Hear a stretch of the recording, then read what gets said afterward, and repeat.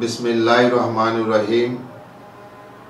National employment human rights ফাউন্ডেশনের পক্ষ থেকে, সিডিজি টাইম এবং চ্যানেল কর্ণফুলীর পক্ষ থেকে দেশবাসী বিশ্ববাসীকে সালাম, শুভেচ্ছা, অভিনন্দন জানাচ্ছি।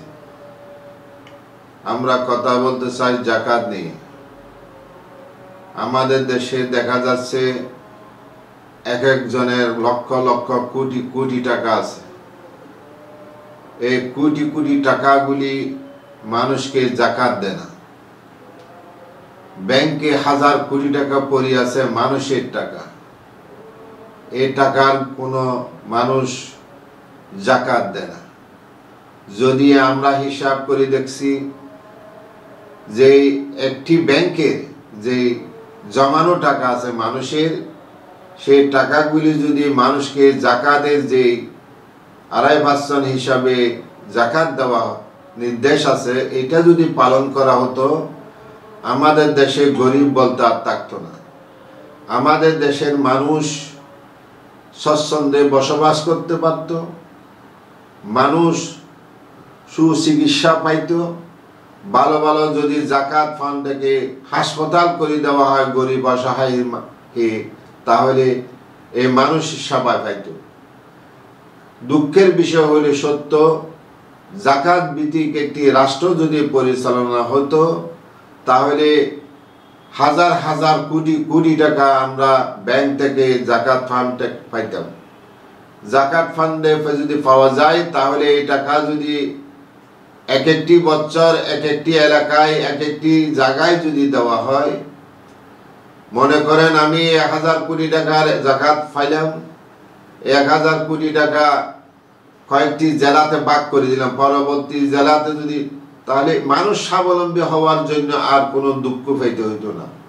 মানুষ বিভিন্ন প্রতিষ্ঠান তৈরি করে এই যাকাত থেকে, এই যাকাত কালেকশনের মধ্যে মানুষকে স্বাবলম্বী করা সহজ যদি আমরা করতে চাই।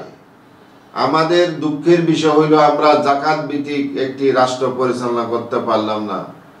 আমাদের দেশে 95% মুসলমান হওয়া সত্ত্বেও আমরা এর থেকে দূরে রয়েছি।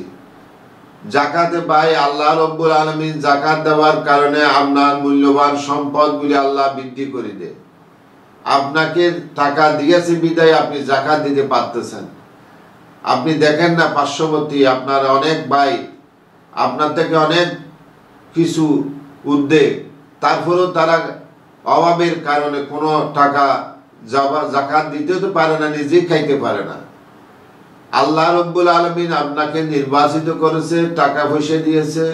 সেই টাকাগুলি যদি আপনি এই যে যাকাত দেওয়ার জন্য চেষ্টা করেন, মনে প্রাণে চেষ্টা করেন, একদিকে আপনি দুনিয়ায় শান্তি পাবেন, দুনিয়ায় আপনার অনেক মান সম্মান বৃদ্ধি পাবে, আখিরাতেও আপনি আল্লাহ রব্বুল আলামিন আপনাকে অসংখ্য নিয়ামত দান করবেন। তাহলে আমরা দুনিয়াটা ক্ষণিকের জন্য এসেছি। আল্লাহর নির্দেশ হলো তোমরা আকিমুস সালাত ওয়া আতুজ যাকাত। যাকাত, নামাজের সাথে সাথে যাকাতকে সম্পর্ক বেশি, কারণ একটি দেশের উন্নয়নশীল দেশে পরিণত করতে হলে, মানুষকে স্বাবলম্বী করতে হলে যাকাত ভিত্তিক যদি রাষ্ট্র পরিচালনা করা যেত, তাহলে মানুষের থেকে যে যাকাত কালেকশন করে সেই যাকাতের টাকা দিয়ে গরিব অসহায় মানুষকে সাহায্য করা যেত। কোনো রকমের আমাদের অসুবিধা থাকতো না। তাহলে আমাদের করণীয় কি? আমাদের দেশের সরকারের কাছে আমাদের আকুল আবেদন থাকবে, জনগণের কাছে আকুল আবেদন থাকবে, আপনি নির্দিষ্ট টাকা আপনার আছে, সেই টাকার পরিমাণ আপনি যাকাত দিবেন।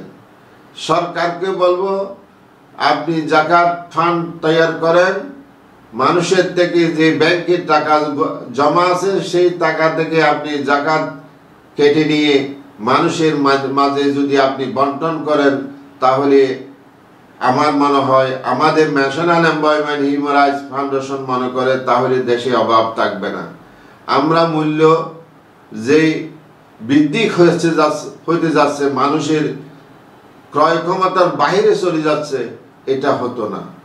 আমরা যদি সচেতন হই, আমরা যদি একটি জাকাত ভিত্তিক রাষ্ট্র পরিচালনা করি এবং জনগণ যদি জাকাত দেওয়ার জন্য আগ্রহ প্রকাশ করে, তাহলে একটি সুন্দর সোনার বাংলা করা, সমাজ প্রতিষ্ঠা করা আমাদের জন্য সম্ভব, আমরা যদি সেই চেষ্টাটুকু করি। কারণ রমজান মাস 70 গুণ সওয়াব বেশি। আপনার টাকা আছে, আপনি জাকাত দিবেন, কারণ দুনিয়ার কেউ যদি না দেখে, আল্লাহ রাব্বুল আলামিন আপনার টাকার হিসাব নেবেন। এই টাকা কোথায় দিচ্ছেন, কাকে দিচ্ছেন, কি করতেছেন, সব হিসাব আসবে। আপনার একটি বিবাহে হাজার হাজার টাকা, লক্ষ লক্ষ টাকা আপনি খরচ করতেছেন, অথচ আপনি জাকাত দিচ্ছেন না। এই জাকাত না দেওয়ার কারণে আল্লাহ রাব্বুল আলামিন দুনিয়াতেও আযাব গজব নাজিল করে, মানুষ হঠাৎ করে মৃত্যুবরণ করে, মানুষ যেই গাড়ি ঘোড়া অ্যাক্সিডেন্টে মৃত্যুবরণ করে এই জাকাত না দেওয়ার কারণে। আগুন ধরে আপনার ইন্ডাস্ট্রি ধ্বংস হয়ে যাচ্ছে একমাত্র জাকাত না দেওয়ার কারণে। জাকাত দিলে আল্লাহ রাব্বুল আলামিন আপনাকে অনেক অনেক রক্ষা করবে। যার জন্য আমরা চাইব, জনগণের কাছে আবেদন নিবেদন থাকবে, আপনারা জাকাত আদায় করবেন এবং জাকাত ভিত্তিক একটি রাষ্ট্র পরিচালনা করবেন। আল্লাহ যেন আমাদেরকে সেই তৌফিক দান করে। ওমা তৌফিক ইল্লা বিল্লাহ। আসসালামু আলাইকুম ওয়া রাহমাতুল্লাহ।